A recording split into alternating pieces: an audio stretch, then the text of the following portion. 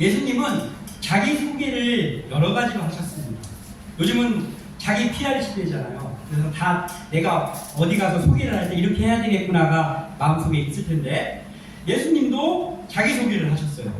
그래서 여러 가지가 있는데, 예수님은 당신을 생명의 떡이다 이렇게 하셨고, 또 세상의 빛이라고 소개하셨습니다. 그리고 양의 눈이라고도 소개하셨고, 선한 목자다라고도 소개하셨습니다. 그리고 부활이요 생명이요, 또 길과 진리와 생명이다, 또 참 포도나무다 라고 소개를 하셨습니다. 되게 여러 가지를 소개하신 가운데 오늘은 예수님께서 당신을 선한 목자로 소개한, 우리 예수님이 우리의 선한 목자이시구나 라는 것을 되새겨볼 때 너무나도 감사한 성탄절입니다. 요한복음 10장 11절에 나는 선한 목자다. 선한 목자는 양들을 위하여 목숨을 버리거니와. 아멘. 너무나 감사한 말이죠. 이 구절 때문에 우리가 여기 있습니다. 이 세상에 많은 사람들이 태어나잖아요.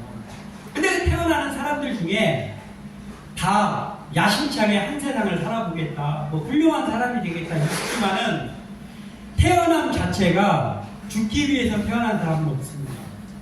그러니까 사람이 태어나면 한 번 죽는 건 정해진 위치예요. 그렇지만은 태어날 때 이미 나는 죽겠다, 누군가를 위해서 죽겠다라는 마음을 가지고 태어나는 사람은 없습니다. 오직 한 분, 오늘 오셨던 예수님만이 양들을 위해서 목숨을 버리기 위해 이 땅에 오셨습니다. 그 목적이 아니었다면 예수님이 태어날 필요가 없었잖아요. 하나님인데 왜 인간으로 힘들게 태어납니까? 그런데 예수님께서는 사람 중에서 그 누구도 죄를 대신할 수 있는 죄가 없는 사람이 없었기 때문에 예수님께서 그 보좌를 버리고 이 땅에 죽을 목적으로 태어나셨습니다. 그래서 이 땅에 온 많은 사람들 중에 죽음을 목적으로 해서 태어난 분은 오직 우리 예수님 한 분뿐입니다. 그래서 이 예수님께서 당신을 소개하신 이 요한복음 10장 11절의 말씀이 정말이라는 것을 우리에게 몸소 알려주셨죠. 우리 주님은 양을 위해 목숨을 버리기 위해 태어난 선한 목자다. 이 얼마나 감사한지 모릅니다. 그리고 또한 이 예수님이 그러한 목적을 가지고 아기로 태어난 그날 밤에 그 사실을, 예수님 메시아가 태어났다는 사실을 하나님께서 누군가에게 가장 먼저 알려주셨잖아요. 예수님을 경배하러 온 동방박사들도 있고, 그 동방박사들이 오다가 동방박사를 통해서 헤롯 왕도 그 소식을 들었습니다. 그러나 예수님이 태어나던 그날 밤에 가장 먼저 그리스도가 태어나셨다라는 것을 하나님께서 직접 알려준 그 사람들은 들판에서 양을 치던 목자들이었습니다.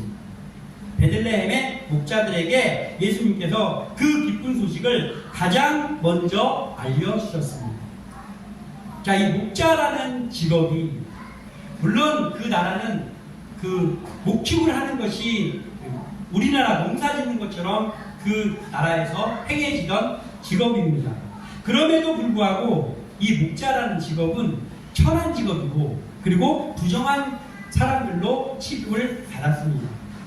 목자들의 위치는 우리나라로 말하자면은 노비나 또는 천민이나 또는 뭐 백정 같은 그런 가장 낮은 계층으로 서 있던 사람들입니다.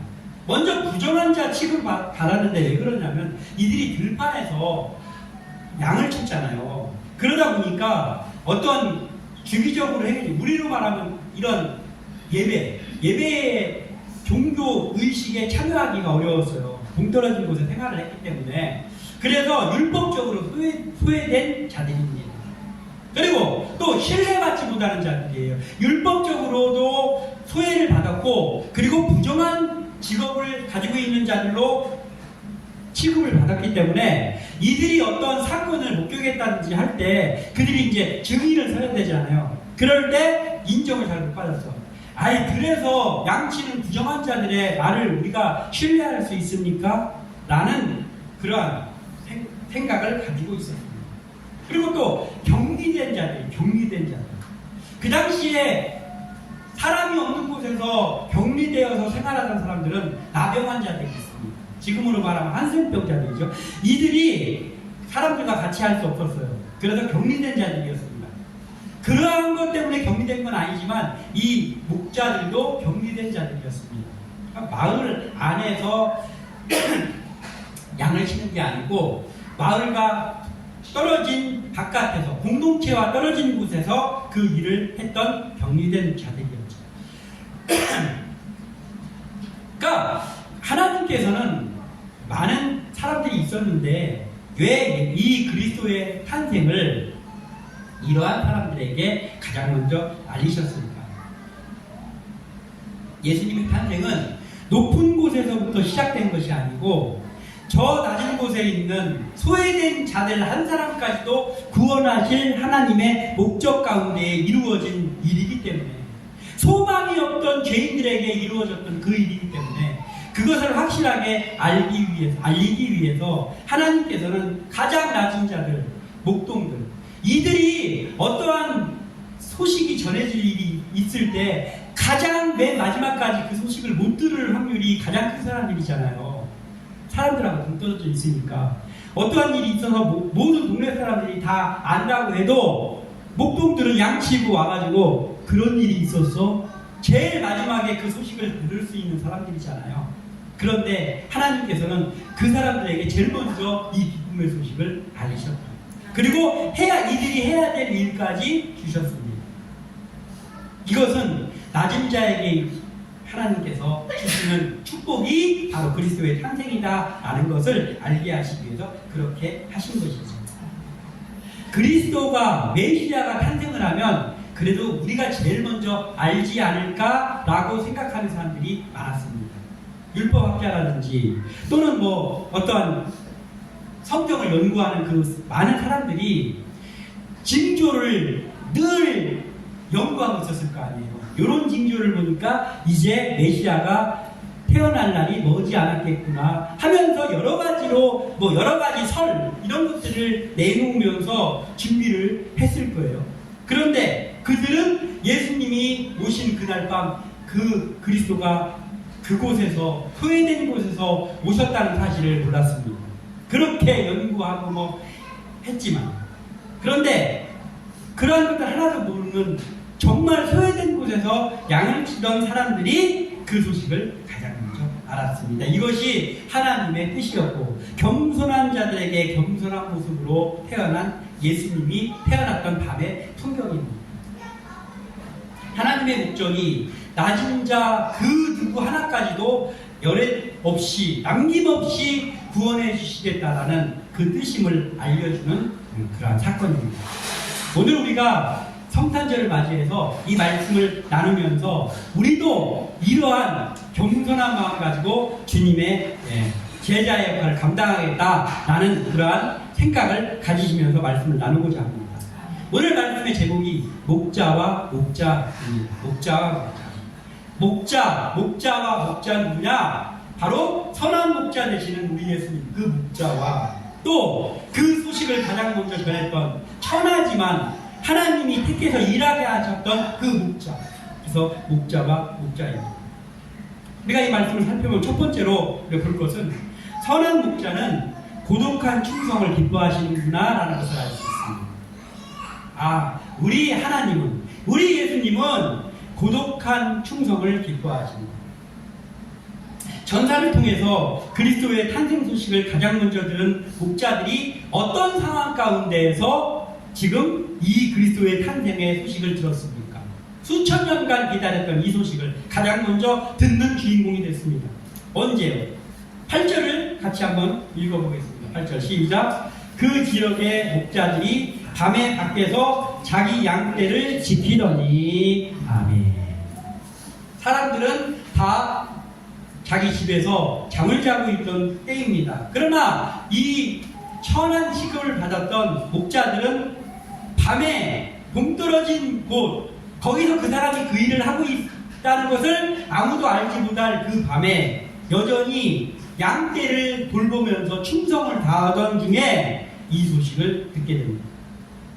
밤의 마을과 떨어진 고독한 들판에서 충성을 다하고 있던 이 목자들에게 기쁨의 소식을 하나님께서 가장 먼저 알리셨습니다.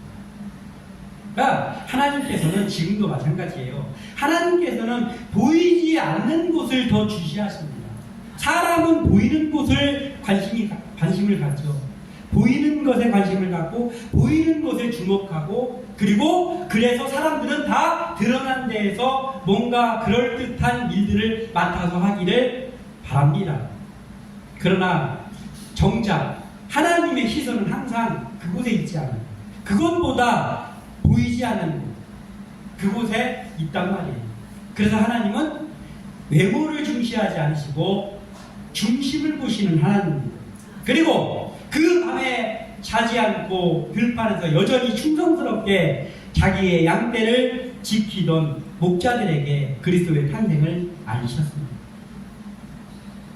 우리의 모습이 그럴듯한 것 추구하는 따라다니는 모습이 아니라 정말 이 들판에서 양을 치던 목자들과 같이 누가 보든 안 보든 하나님 앞에 정직한 모습을 가지고 충성을 다하는 고독한 충성하는 사람들이 되기를 소원합니다. 자, 성경에 나오는 목자들이 많이 있어요. 그 목자들 중에서 가장 임팩트가 강한 3대 목자가 있습니다. 3대 목자. 그 첫 번째 목자는 오늘 나온 우리 선한 목자, 우리 예수님이죠. 예수님보다 임팩트가 강한 목자가 어디 있습니까? 우리를 위해서 목숨을 버릴 목적으로 오셨던 예수님입니다. 그리고 또 한 목자가 모세입니다. 모세가 왕자로 있을 때 그는 살인을 했고, 그리고 환영받지 못했습니다. 모든 것을 잃었습니다. 쓰임받지 못한 것이죠. 그런데 완전히 왕자라는 직업에서 극과 극으로 내려갔어요. 미디안 광야의 목동이 되었습니다.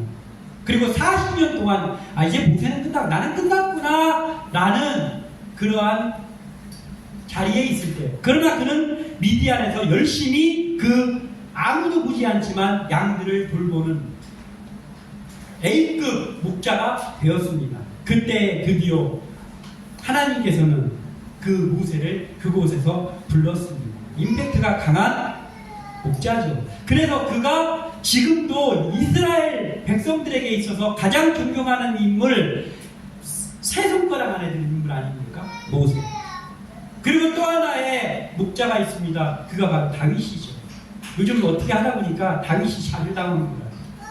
다윗이 자기 형들은 다 꽃가옷 입고 누가 기름 부음 받을까 그 자리에 있을 때 혼자 고독한 충성, 너는 이 자리에 어울리지 않아 라고 하면서 들판에서 양을 치던 목자가 아니었습니까?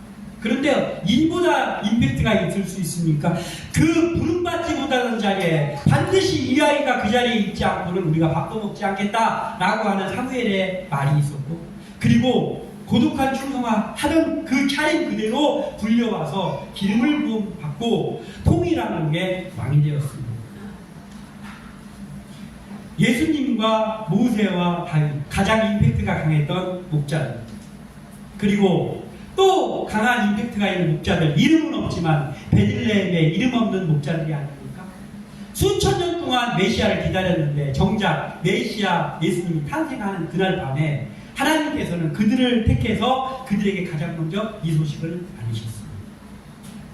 지금도 하나님께서는 이러한 사람들, 임팩트 있는 목자들을 찾지 않으실까요? 하나님께서 사용하시기 위해서 우리가 그 주인공이 되기를 소원합니다. 그러기 위하여서 우리가 먼저 해야 될 것은 남 앞에 잘 보이려고 멀쩡멀쩡하는 그 모습 보이고 고독한 곳에서 충성할 수 있는 그러한 마음을 가지시기를 소원합니다. 선한 목자이신 주님은 우리를 부르시기 위해서 먼저 하시는 작업이 있습니다. 그게 뭐냐면 우리가 갖고 있던 것들 잠시 내려놓게 하고 광야로 밀려나게 할 때가 있습니다. 즉 모세처럼 다윗처럼 나는 끝났다, 나는 저 자리에 낄 자격도 없네, 나는 끝났다 라고 하는 그 자리에 밀려나 있어야 거기서 하나님께서 그를 불러 올리신다고. 근데 내가 알아서 셀프로 내가 알아서 그 자리에 간다고 하니까 문제인 거예요. 그러니까 하나님은 관심이 없는 거예요. 지금도 마찬가지입니다. 내가 셀프로 좀 높은 자리에 올라가려고 하는 사람들에게 도무지 하나님은 관심이 없습니다. 한 번도 그런 사람에게 관심을 가진 적이 없습니다. 그러면 어떻게 하시냐? 내가 좀 저 사람을 좀 써야 되겠는데 하면 그 사람을 말단 한 집으로 밀려나게 하신단 말이에요. 그래서 이제 나는 끝났구나. 그렇지만 거기서도 포기하지 않고 하나님만 바라보면서 여전히 고독한 충성을 하는 그 사람을 하나님께서는 택해서 쓰신단 말이에요. 우리가 지금 있는 자리가 빛나지 않는 자리입니까? 우리가 있는 자리가 너무 평범해가지고 내가 있는지 없는지도 모르는 자리에 혹시 있습니까? 그러면 우리가 충성해야 될 절호의 찬스입니다. 거기서 충성하면 됩니다. 그러면 표시 안 나는 것 같지만 하나님이 하나님의 방법으로 하나님의 때에 그 사람을 들어서 쓰십니다. 오늘 목자들 그리스도의 탄생 제일 먼저 자기들이 알 거라고 생각이라도 해봤습니까? 한 번도 생각한 적이 없죠. 그러나 하나님께서는 그들을 통하여서 기쁨의 소식을 전했습니다. 그 이유는 뭐냐? 그들이 남들이 다 자는 그때 여전히 고독한 곳에서 충성을 하는 충성의 사람들이었기 때문입니다. 우리가 이러한 사람들로 하나님의 일을 감당하는 그러한 주의 일꾼들 되시기를 소원합니다. 그리고 선한 목자는 이 목자들, 목동들의 겸손을 사용하셨다. 도대체 왜 이들을 제일 먼저 알리셨을까? 그들의 겸손을 사용하신 거예요. 뭐 그들이 얼굴을 잘생겼는지, 뭐 그들의 집안에 뭐가 있는지, 그들의 먼 친척 가운데 뭐 팽생계나 하는 사람이 있는지 모릅니다. 그러나 그들이 순종하는 사람들이었고 그들이 겸손한 사람들이라는 것은 우리가 말씀을 통하여서만 바로 알 수 있죠. 하나님은 그걸 사용하신 거예요. 9절을 읽어보겠습니다. 9절. 시작. 주의 사자가 곁에 서고 주의 영광이 그들을 두루 비침에 크게 무서워하는지라. 아멘. 이들은 주의 사자가 자기들에게 왔을 때 저게 사람이 아니고 주의 사자라는 것을 알았어요. 그래서 바짝 엎드렸을 거예요. 그리고 두려워했습니다. 그리고 그 주의 사자를 통하여서 전해진 그 말씀을 즉시 순종했습니다. 겸손한 순종. 겸손한 순종을 하는 그 마음을 가지고 있는 사람들이 그 목자들이었기 때문에 하나님께서는 그들에게 주의 사자를 보내고 그들에게 그 소식을 알리셨단 말이에요. 지금 이 시대에도 하나님께서는 어떠한 일을 하실 때 그 겸손한 마음을 가지고 있는 사람들을 찾으십니다. 우리의 모습이 이러한 겸손하게 순종할 마음이 우리 속에 있기를 소원합니다. 목자들은 천사가 전해준 그리스도의 탄생 소식을 듣고 어떻게 했냐면 즉시 순종했습니다. 즉시.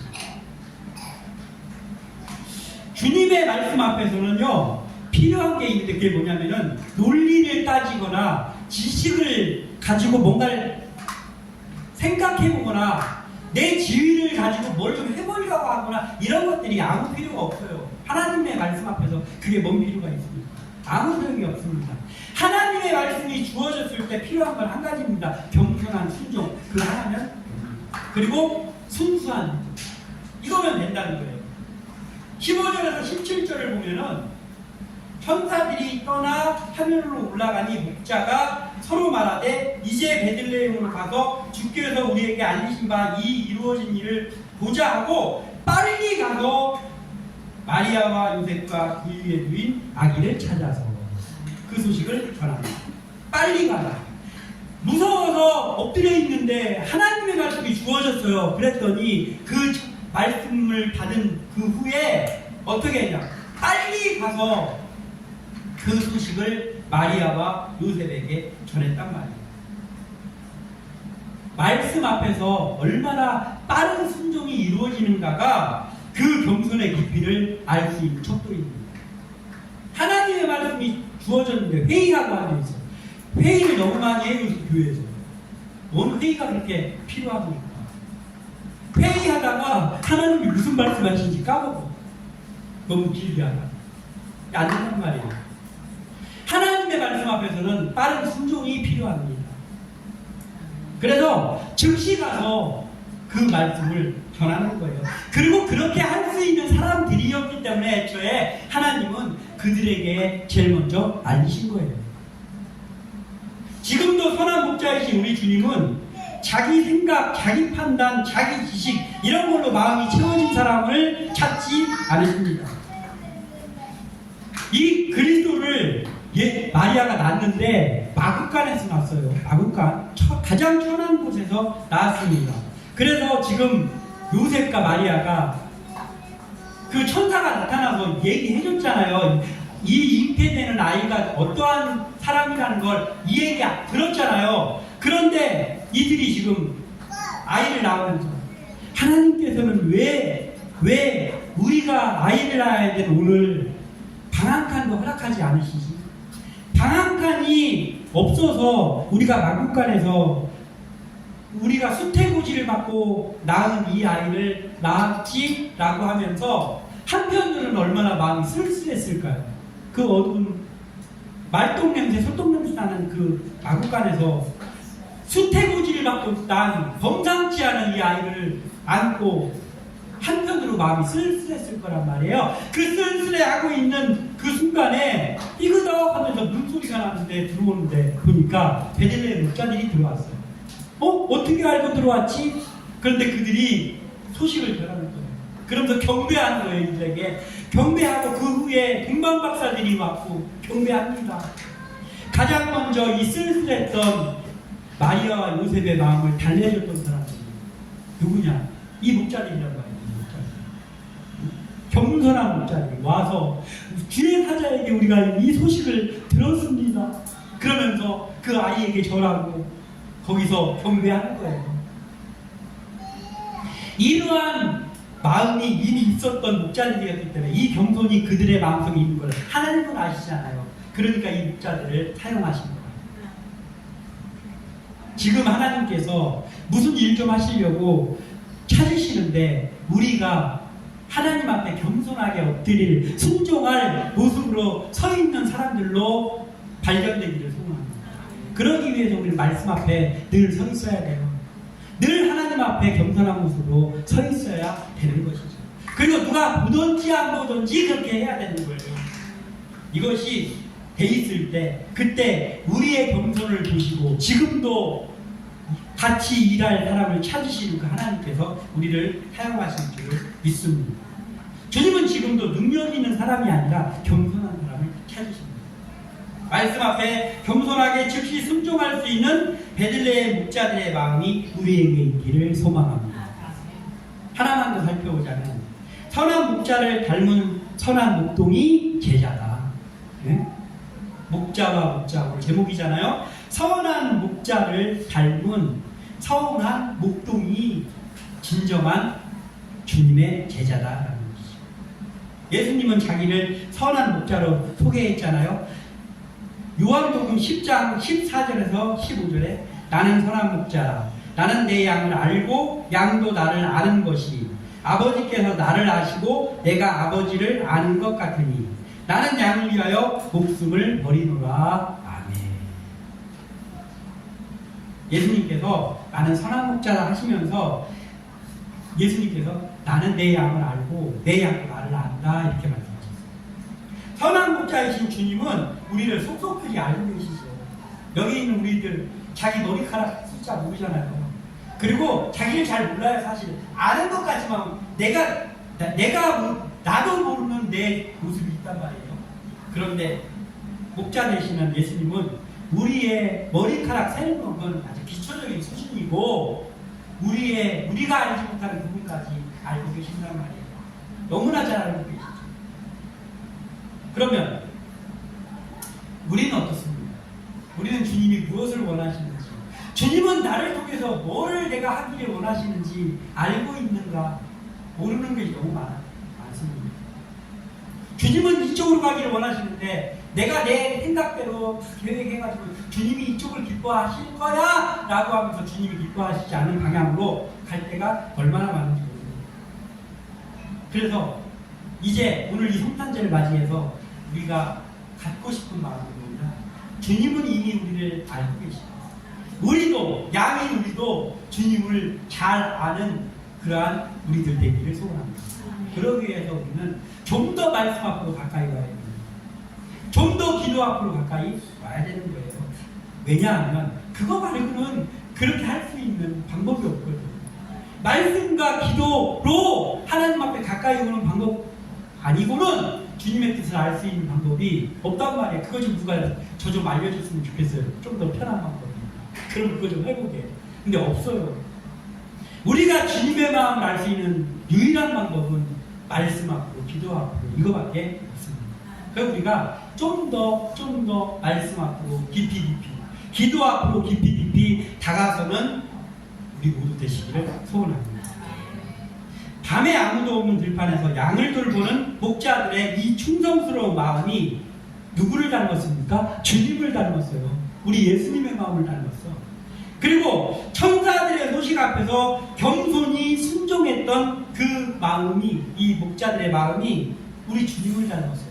우리 주님이 이 땅에 오실 필요가 없잖아요. 하나님의 본체인데. 즉 뭐예요? 하나님이라는 거예요. 하나님이 왜 이 땅에 번거롭게 태어납니까? 그것도 죽기 위해서. 사랑의 마음, 겸손한 마음 때문에 태어나신 거잖아요. 우리 예수님은 평화의 왕이요, 겸손의 왕이잖아요. 그러면 우리도 우리 예수님의 마음을 헤아릴 수 있다라고 하면 우리는 당연히 겸손한 자리로 가야 되죠.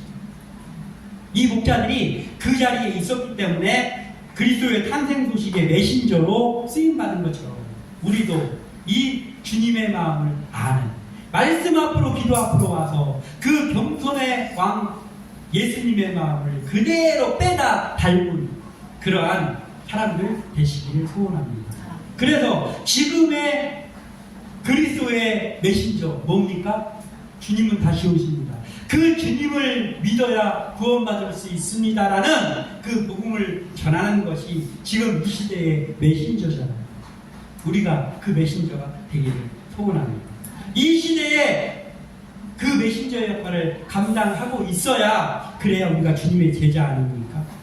그래서 우리를 불러주신 그 예수님 선한 목자를 닮은 우리 한 사람 한 사람이 그 선한 목동, 그래서 진정한 제자가 되시기를 주님의 이름으로 축원합니다. 기도합니다.